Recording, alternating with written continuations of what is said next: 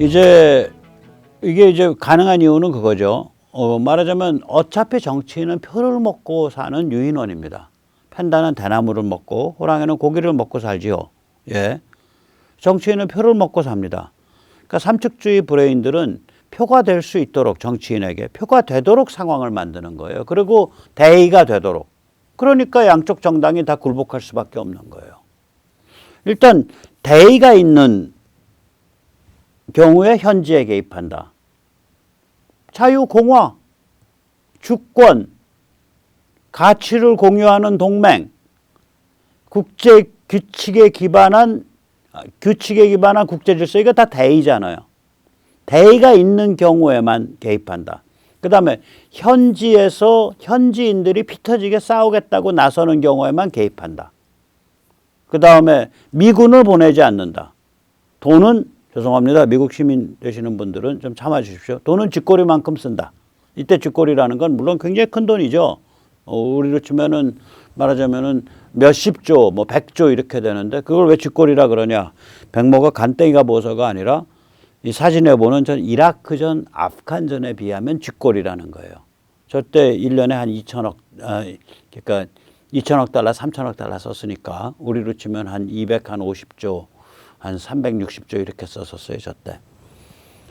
자, 그러면은, 미군이 가지도 않아. 돈은 크게 쓰지도 않아. 대의가 있어. 그리고 그 대의 때문에 세계가 같이 움직이고, 다국적 기업이 다 같이 움직여. 그리고 피 터지게 현지인이 싸워. 미국은 살살 군사 지원해주고, 감시정찰 정보만 제공하면 돼. 이렇게 딱 그림이 뭐가 되잖아. 물건이 되잖아. 그러니까 이거를 못하겠다 도리도리 고개를 지어? 그럴 수가 없는 거예요. 그래서 민주공화 양쪽이 다 굴복하는 거예요. 이렇게 앞으로 프레임이 짜진 거예요.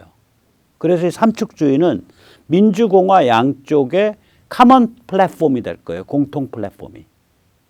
그래서 이게 세상이 바뀌는 겁니다. 이게 정당 투쟁도 아니라고. 이게 세상 바뀌는 거예요. 자, 이걸 직접 한번 보시죠. 이거 다시 조지 프리드만 얘기입니다. 지금 중국이 부들부들 떨고 있는 상황에 대해서 조지 프리드만이 말하죠. 삼축 킬체인이 지금 돌아가니까. 트라이액시얼리즘이 평소에는 저게 자유, 그 다음에 평화, 번영을 표방하면서 돌아가요. 동맹 간에. 가치를 공유하는 동맹 간에. 그러다가 저게 이제 중국이나 러시아 같은 핵무장 슈퍼 깡패가 도발을 하면 이게 킬체인으로 확 바뀌죠. 모두가. 이 인터뷰 꼭지에는 사우스 코리아가 한국이 2번이나 나와요.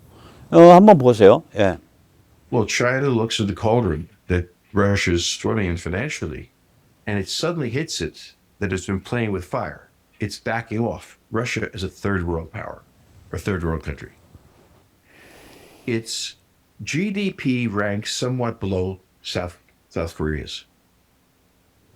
러시아의 GDP 자체가 한국에 좀 못 미치는 정도인데, 중국이 러시아랑 사실상의 동맹을 맺고 중로 동맹으로 중국이 저 솥단지 어떻게 들어서 먹을까 꿀떡꿀떡 침 남기고 있는데 러시아가 벌컥 우크라 전쟁을 벌리는 바람에 중국이 화들짝 뒤로 물러선 상태다. 이 얘기를 하는 거예요. 그러니까 이 중로 동맹 솥단지를 이제 러시아가 엎어버린 거죠.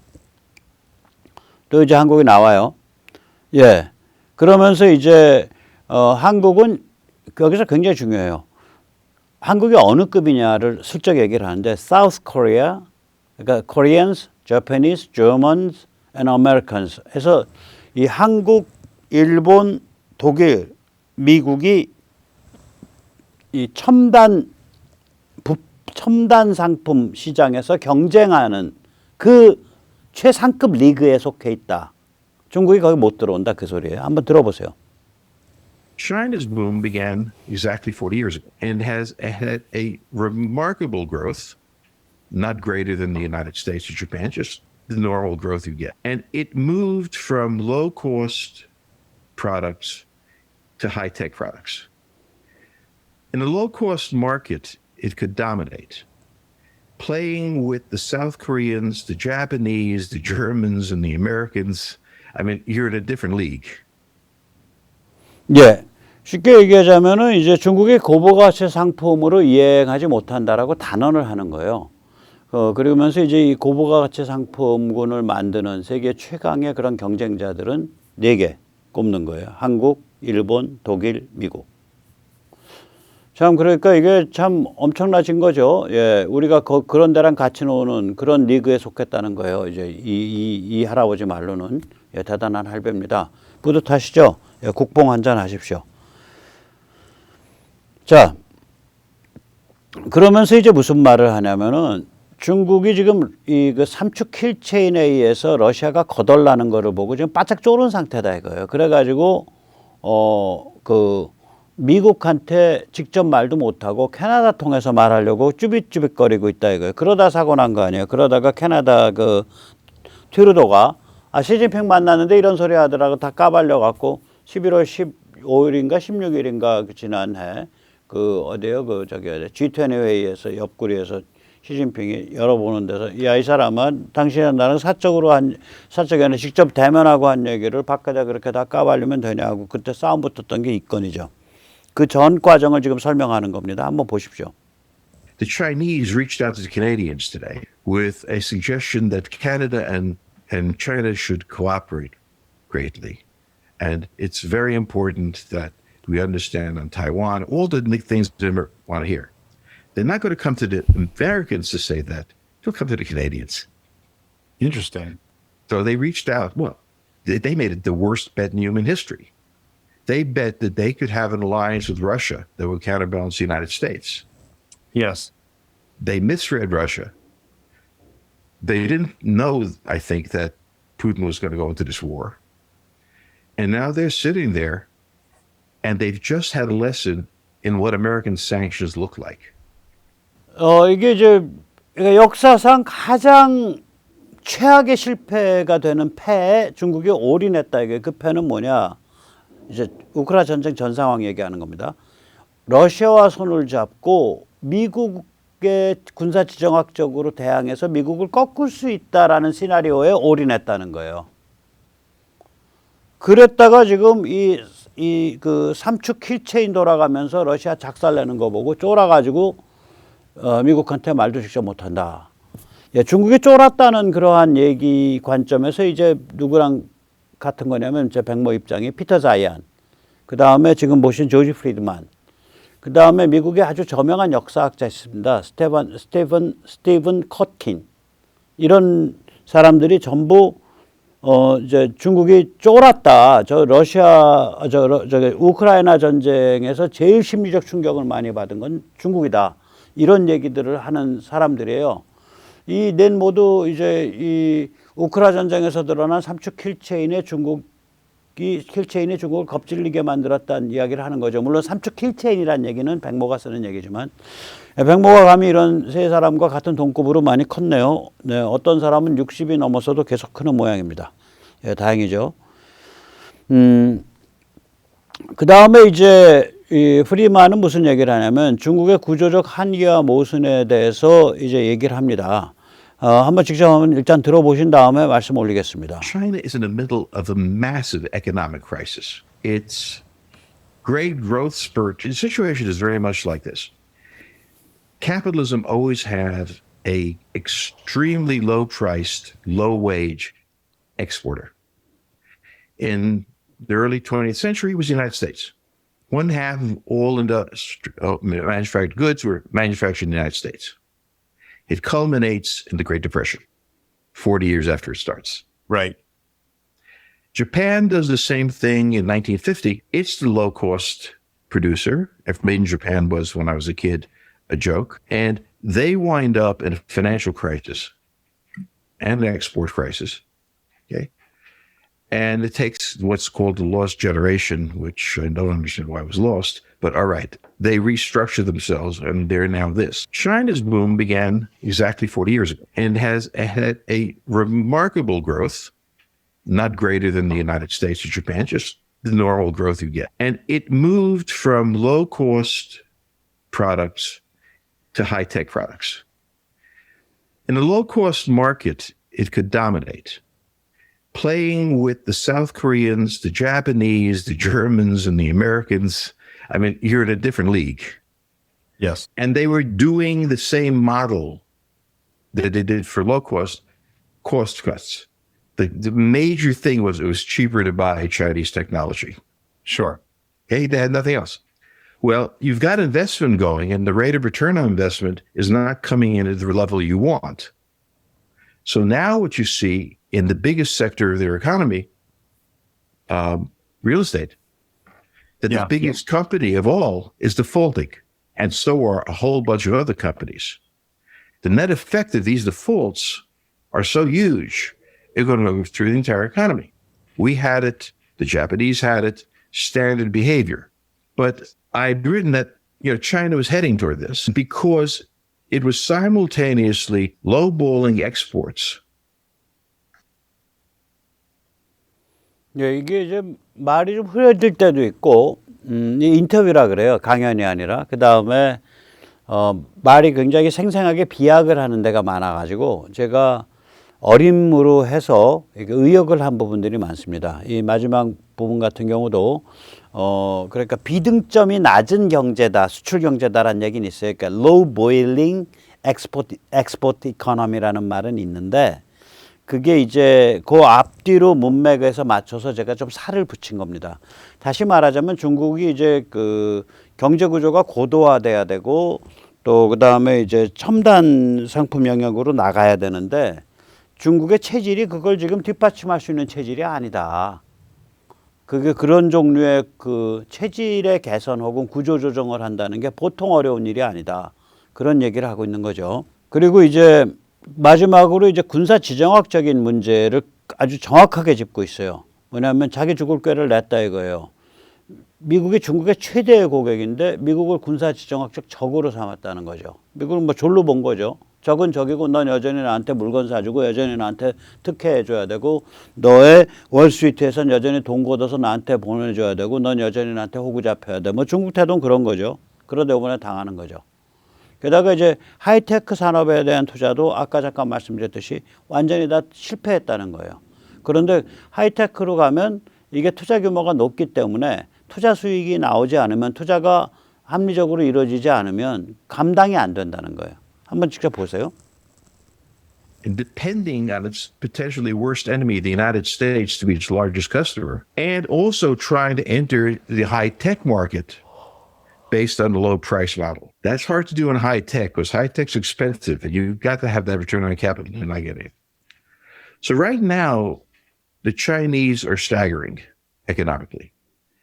World Bank has reduced expectations on growth. Their growth rate may be 5.5% compared to the numbers you used to see. And most important, the coastal part of the country is well-to-do. The rest of the country is incredibly impoverished. Their biggest fear is that sort of thing, and now they're imposing incredible security on the country.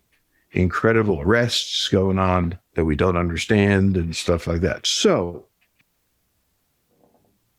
네, 결국 저런 상태, 공안만 잔뜩 하고 국민 탄압, 국민 감시만 잔뜩 하고 하이테크 투자 다 실패하고 그다음에 지역 간 계층 간 그 격차 너무 크고 부패 심하고 공회 심하고 미국을 적으로 돌려놓고 뭐 될 집안이 아니다. 결국 그 소리예요. 예. 그래서 이제 그 중로 동맹에 대해서도 이게 잘 될 수가 없다. 조지 프리드만은. 그러니까 쉽게 얘기하면 동맹이라고 쓰고 동상이몽이라고 읽는다. 한번 직접 보십시오. China allied with Russia because it was looking for Russian help.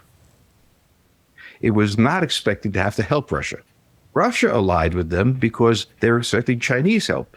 So this was one of those misguided alliances. Well, China looks at the cauldron that Russia's swimming in financially, and it suddenly hits it that it's been playing with fire.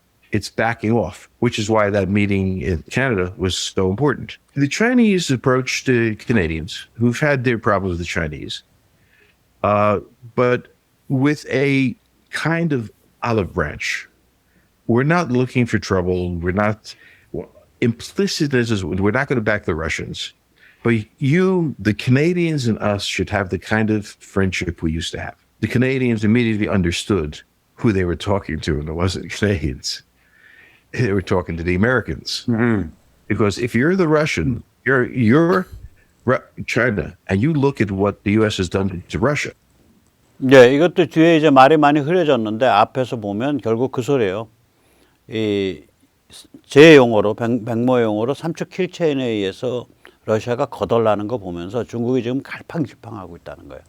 저는 저런 갈팡질팡 때문에 오히려 대만에 대해서도 저걸 하고 미국의 이제 그 군부라든지 또 전략가들은 만에 하나 대만에서 사고가 날까봐 또 이걸 또 기화로 해서 대만에 대한 협박을 기화로 해서 미국도 군비라든지 이걸 많이 강화해야 되니까 대만에서 뭐 굉장히 심각한 침공이 있을 것 같이 이렇게 바로 얘기를 하는데 저는 사실 대만 쪽은 중국이 함부로 손 못 댄다. 저거 뭐 한 거의 200km를 바다를 건너와야 되는데 별로 답이 없다. 단지 대만에서 걱정이 되는 건 요번에 이제 대만의 그 민진당 정부가 이제 인기가 많이 떨어졌어요. 근데 이유가 황당해요. 지금 대만이 무늬만 징집이거든요. 4개월인가 징집인데 그 징집을 1년으로 징집 기간 느리겠다 그래요. 인기 떨어진 것 같아요. 그러니까 대만 사람들이 자기 나라 지킬 뜻이 있는지 모르겠어. 아마 좀 고민을 좀 많이 대만 사람들이 해봐야 될 것 같아요. 이제 그런 게 오히려 걱정이죠. 대만이 만약에 우크라이나처럼 악착스럽기만 한다면 절대로 중국은 대만을 먹을 수가 없습니다, 사실. 자, 그래서 이제 삼축주의 세계가 이렇게 오는 거죠. 제가 이제 이걸 다시 한번 쭉 짚은 거는 오랜 시간에 걸쳐서 우리가 2023년이 삼축주의 세계가 아주 본격화되는 시기입니다. 세계 시스템, 세계 군사 지정학 구도의 근본적 변화가 살펴본 것처럼 있는 거죠.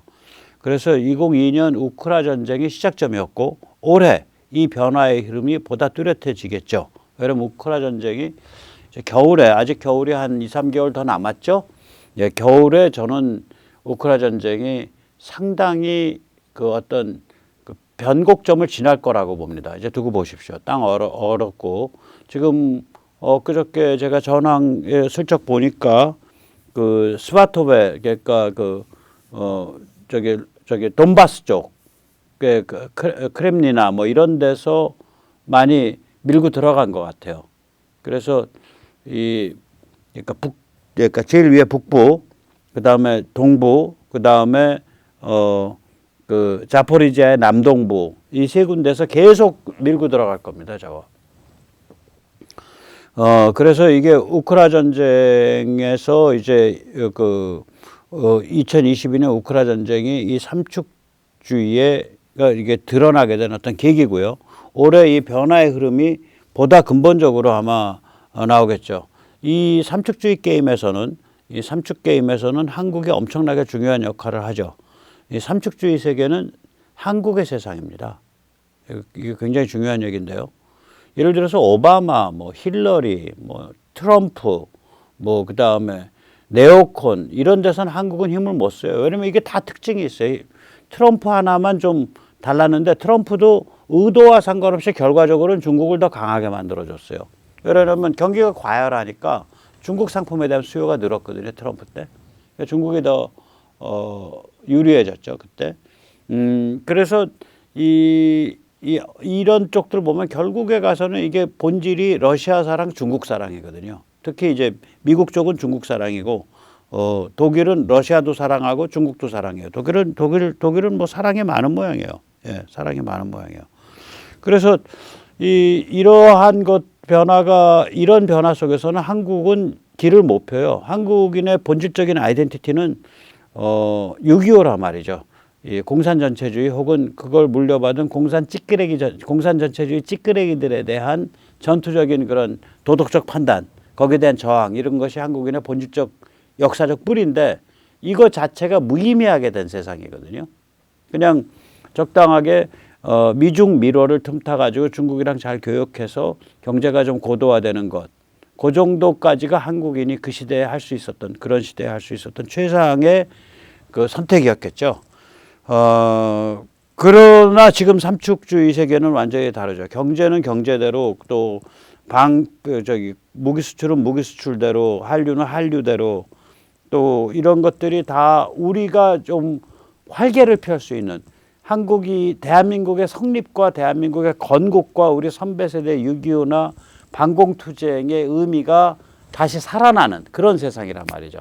그래서 군사 지정학적으로만 잠깐 말씀드려도 지금 폴란드의 사례에서 보듯이 한국과 무기를 거래하면 대략 5년 안에 말하자면 유럽을 주름잡는 한 세계를 주름잡는 슈퍼 미들 파워가 될 수 있어요.